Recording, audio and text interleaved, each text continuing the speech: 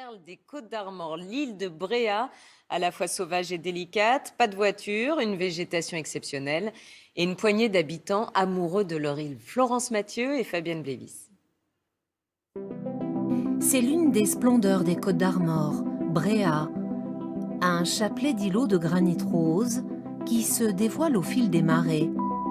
Chaque jour d'été, 5000 touristes y débarquent pour découvrir celle que l'on surnomme l'île aux fleurs. C'est 3,5 km de longueur, s'arpente à pied ou à vélo. L'un des seuls moteurs que l'on entend, c'est celui du taxi-tracteur conduit par Vincent, un amoureux de l'île. Quand on parle de Bréhat et qu'on dit que c'est une perle, c'est vraiment ça. Elle n'est pas plate comme certaines îles du Ponant. Il y a une variété de fleurs et des essences de bois qui ne poussent nulle part ailleurs. Dans les ruelles les plus étroites, il se faufile pour déposer les résidents et les touristes. Beaucoup viennent admirer là, au bout du sentier, la chapelle Saint-Michel qui surplombe l'archipel. C'est super beau, les enfants ils découvrent la marée basse et non, c'est plutôt bien parti là. Les marées, c'est juste exceptionnel là. Bréhat est aussi connu pour son phare, son moulin et ses massifs de fleurs bleues. L'agapanthe, Charles et Laurence Blasco la cultivent depuis plus de 20 ans. Elle vient d'Afrique du Sud. On suppose qu'elle a été ramenée par un ambassadeur qui était en poste au Cap. Toutes les maisons à Bréhat ont un massif d'agapanthe. Les agapanthes ne sont pas les seules fleurs qui colorent l'île. Des milliers de plantes exotiques rappellent les navigations lointaines des anciens marins de Bréhat. Sur les sentiers, ce sont les plantes plus sauvages que l'on vient découvrir au détour d'une balade botanique. Alors la feuille en fait se consomme fraîche. C'est bon. C'est bon, hein? C'est très bon. Tout pousse ici, il n'y a jamais de gelée. Bréhat bénéficie d'un microclimat. On trouve du fenouil sauvage et quelques curiosités, de la betterave et du chou marin.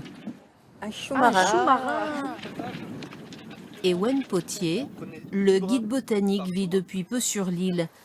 Il fait partie des 350 résidents permanents. Au niveau des gens qui y vivent, on est tous un petit peu comme des êtres qui arrivent de partout, qui ont échoué sur cette île. Et on arrive d'horizons différents et on a énormément de choses à partager. Beaucoup de jeunes essaient de s'installer, mais il est difficile actuellement de trouver un logement. Ces 3 sœurs qui vivent ici depuis toujours le reconnaissent. L'île a bien changé. Il est loin le temps où Bréhat appartenait à ses habitants. Pour ceux qui s'installent, ça sera dur. Parce qu'ils vont avoir que du tourisme, parce que Bréhat est déjà à 85-86% de résidences secondaires. Il est certain que le tourisme gagnera sur le Bréhatin, ça c'est déjà fait. Il n'y a plus rien à vendre, paraît-il. Goulven est un enfant du pays. À 21 ans, il essaie, lui, de sauvegarder l'histoire de son île. Il restaure l'ancien bateau qui faisait la liaison avec le continent. Je veux conserver, oui, le patrimoine un peu de Bréhat, les histoires qu'il y a eu un peu avant. Parce que ces vedettes, elles ont vraiment des histoires, des souvenirs qui sont vraiment attachés à des personnes de Bréhat encore.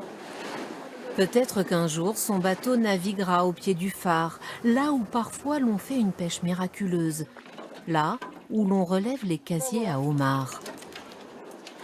Moi, en fait, le seul truc que je dois faire, c'est prendre une perche, puis rattraper la bouée. Il manque 1,5 cm là. Donc on le remet à l'eau ? On le remet à l'eau. Fin de journée à Bréhat. Le soleil décline, les pêcheurs amateurs rejoignent la rive. L'île se vide de ses touristes et redevient tranquille.